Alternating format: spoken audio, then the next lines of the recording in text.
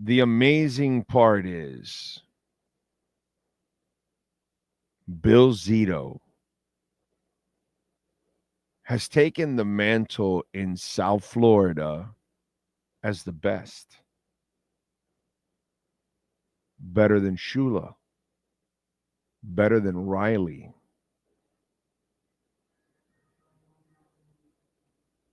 I'm not talking about coaching.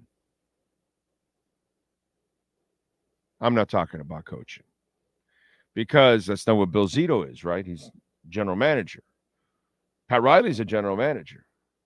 Don Shula was the general manager. He was always the man that had final say, even back in the 70s when he had personnel people that knew what they were doing.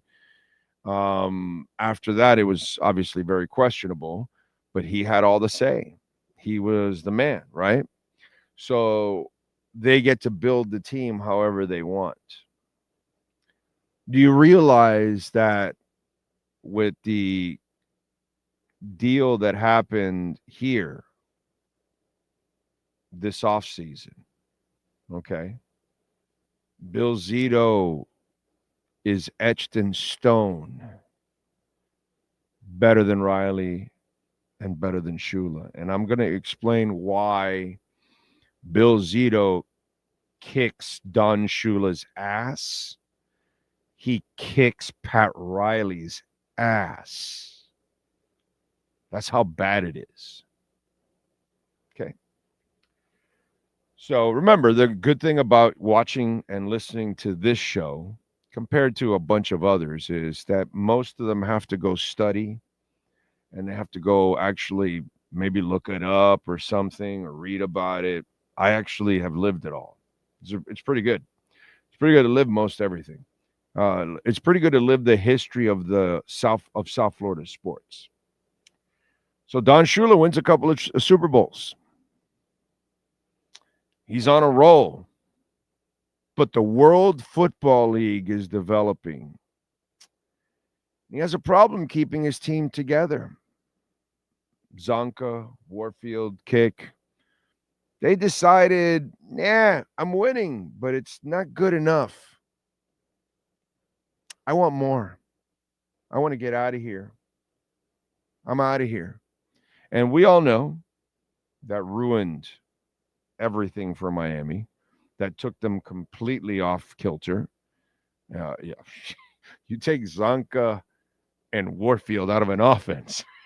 It's just like, you can't do that, bro. You just can't do that. You can't do that. So it ruined the Dolphins. Don Shula couldn't keep it together. He didn't have the magic. You know where I'm going now, don't you? So Pat Riley wins a couple championships, 4 trips, not one, not two, not three, not four. Couldn't keep it together. LeBron James told them, get out of here. In fact, LeBron James, and this is how embarrassing the whole situation with Riley is, because this is how over bloated we've made the whole Riley thing. He's great, but not as great as we've made him out to be. Godfather, rings, they're all coming here. Bullshit. Bosch and LeBron, they could have come straight up here to play with Dwayne Wade. No, they told Riley, no. You have to trade for us because we want our bird rights. We want our money. So the Heat had to give up first round picks to acquire LeBron and Bosch, which LeBron and Bosch just weakened the team they just joined by forcing them to do that. Does Riley have any power? No, they want their money. Fuck Riley. Sorry, but that's the deal. And then you win your championships. Do you think they're grateful to Riley and everything else? No. LeBron sees Dwayne Wade, his buddy's getting old. He's getting the hell out of there. He doesn't even lying that, on the plane, Wade says, I don't even know what he was going to do on the plane. Bullshit, whatever. And when Riley went to meet him, LeBron dissed him, bro. And he made him get Sabaz Napier, and he made Riley call him like, hey, I've got Danny Granger and Bob for you, dude. Come on, come back to me. And he dumped him right there at the altar. So Shula and Riley are failures in continuing the culture. Isn't it interesting? Riley and Shula didn't ever create a culture. Now Bill Zito has. These guys won their championships. All of them could have left. They could have left 3 years ago, 2 years ago, and this year. And none of them leave. And they all stay, and they all stay for less. Did you see the salaries that everyone else is signing for? When I saw that, I'm like, holy shit. These people are taking serious pay cuts. All of them. Bill Zito has done what Riley could never do, what Shula could never do. He can't control the mercenaries. Can the Dolphins control the mercenaries? No, they can't. They just pay the mercenaries and then they leave. The Heat pay the mercenaries and then they leave. Bro, Bosch was signing with Houston for less money. And when they convinced them to come back, for the blood clot years, Bosch told them, oh, yeah, no, I'll come back, but you got to give me the max. Forgive the French. The fucking team that gave him the 2 titles, he's telling Riley, no, I'm not going back to you. Well, I'll go back if you give me $128 million because, Houston's only paying me 98. But if you pay me 120, I think that's the number. I might be off by a couple of million or whatever. But think about that. Bill Zito has created the environment, brought the coach, all the players, made the moves, selected the right stars because they're not mercenaries, dude. Riley finds mercenaries. The Dolphins find mercenaries. These Panthers, they find family. They actually find people that want to be here, guys that want to play with each other. They want this. They want to make history. Riley threatens LeBron with, you can leave out the door the first moment it gets tough, and none of that ever happens with the Panthers. They play tougher than any Riley team does. They're tougher than any Riley team has ever been. Got to admit that. And they are truly dedicated to the team. Congratulations to Bill Zito, my brother, because what he did, you guys know, I thought maybe 2 of the 3 I thought they would get. And I thought Ekblad would be the guy out. And Ekblad took a haircut. Marchand took a haircut. Dude, this guy Marner got $12 million a year. That's Bennett money. He got 8. I might want Bennett over Marner. When I look at what Bennett does on defense, are you effing kidding me? He'll knock your blank into your sock. So this is like super special, what is happening here. I've been around a while. I've never seen anybody do this. I've never seen a general manager create an environment that players truly want to be a part of, not being paid to be a part of. Because Paul Warfield said, screw the Dolphins. I want to get paid. I don't care about winning another Super Bowl with them. I'm out of here. Zonka told Shula and the Dolphins, out of here, dude. I'm going to go get my money. This culture ain't shit for me, dude. I'm out of here. Not these guys, dude. No, not Verhage. Not Reinhardt. Not Barkov. No, not Kachuk. No. They all want to be here, dude. They all want to be here.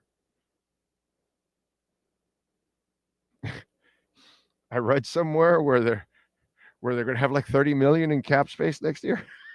I'm like, how do you do all of what? How do you, what? How's this? What? You got all these guys signed. You got the heart of your team signed for years to come, and you're going to have 30 more million next year. Like, really? Okay, let's go. Let's bring it on, dude. This is special. This is hard to do. All they want, you can't blame them. They want to make their money. You want to make your money. I want to make my money. Everybody wants to make. God bless you, dude, if you got to make your money. I totally get it. I totally understand. That's impressive. That you create an environment in the age of free agency. I don't have words for this, to be quite honest. I don't have words for this. What Zito has done. Because Riley got laughed at. Got insulted by everybody there. He couldn't keep all that together. He didn't know. He screwed it all up. Shula couldn't keep it together. And money wasn't infiltrating sports like it is nowadays in the 70s. You had a better chance of trying to gun-ho, keep it for the fellas and all that. And Zonka and Warfield said, screw you, Shula. Meanwhile, Bill Zito, Vinny Viola, and Doug Sifu, obviously Paul Maurice, they have created an environment that people will sacrifice to be a part of. So I'm just telling you, as a fan, you need to appreciate this more than anything you've ever experienced, because this doesn't exist. This is pure fantasy right here. We're living in pure fantasy. The reality is what happened to Shula and Riley. What we're seeing now, this is the aberration. What happened to Shula and O'Reilly is what normally happens. The greed takes over, feelings get hurt, emotions run wild. You have your peaks and your valleys, and you know, and things end always ugly or weird or whatever. For this thing, for all these guys the last 3 years, they keep hitting free agency, and every one of these stars comes back and signs. And to get all three, dude, wow. Just wow. Really. And that to me is what stands out amongst all of this. So, it's just one of those things that when you look at this run, you go to 3 straight, you win 2 straight, you're going to be the favorites.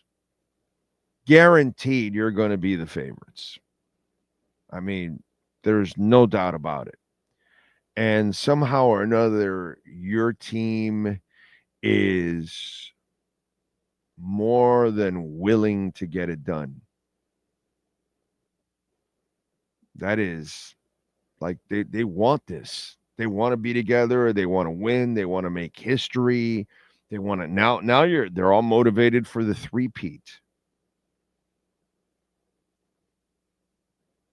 If that's not a Moody-S dental clean sheet by none other than Bill Zito, I don't know what is. This clean segment is brought to you by Moody-Ass Dental. Invisalign, dental implants, preventative care, or cosmetic surgery. When it comes to keeping a clean and beautiful smile, get your smile back with our friends at Moody-Ass Dental. Call for an appointment in Hialeah, 305-821-0231. In Plantation, 954-692-6825. Get your smile back at Moody-Ass Dental. Visit them on Instagram at moodyass.dental.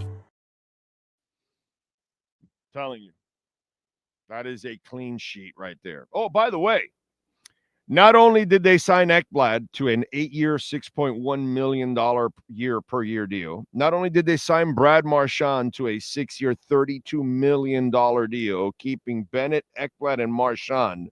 Today, they announced they brought back Thomas Nosek. So the defenseman comes back. I think it was Tim Reynolds that reported yesterday that they were close on Ekblad and Nosek. So Nosek signs for $775,000. Now, Nate Schmidt will hit free agency. But are you really concerned about that? Like, they'll have a slew of other guys that will take a minimum type deal like that and play for the Cats. But no problem. So it's impressive, dude. It's impressive to see what they're doing.